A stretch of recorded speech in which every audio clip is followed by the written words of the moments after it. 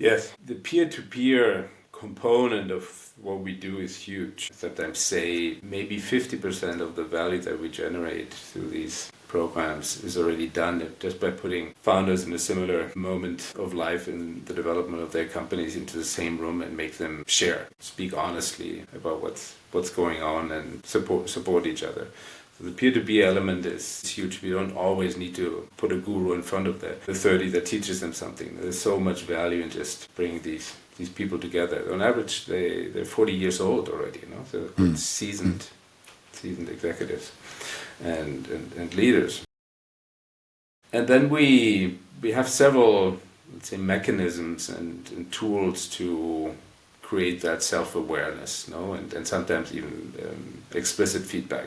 One thing which is very impactful, which I'm a strong believer in, we put them through a 360 leadership assessment at the very beginning of the program. In the first sprint, we explain the methodology, and then the actual survey goes out between the first sprint and the second, so between October and the end of November. They'll receive feedback from 15 on average, 15 stakeholders, their board members, colleagues, their direct reports, sometimes even their spouses.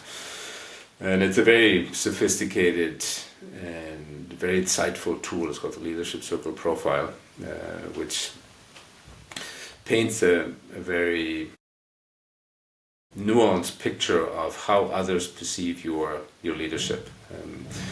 There's let's say a standardized series of metrics that measure your competencies in certain areas and what we call reactive tendencies.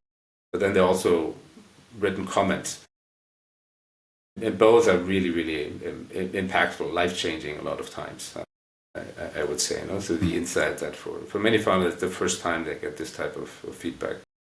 And then we also put them into smaller groups, what we call peer councils. So in every one of the 6 residential sprints that the Foundations of Scaling program consists of, an entire afternoon, the participants, the founders, spend in small facilitated groups, facilitated by excellent, brilliant coaches like you, Tony. And there they don't give each other explicit feedback, but they do share their experiences. And it's a lot of times, I think the experience is like a mirror is being held up.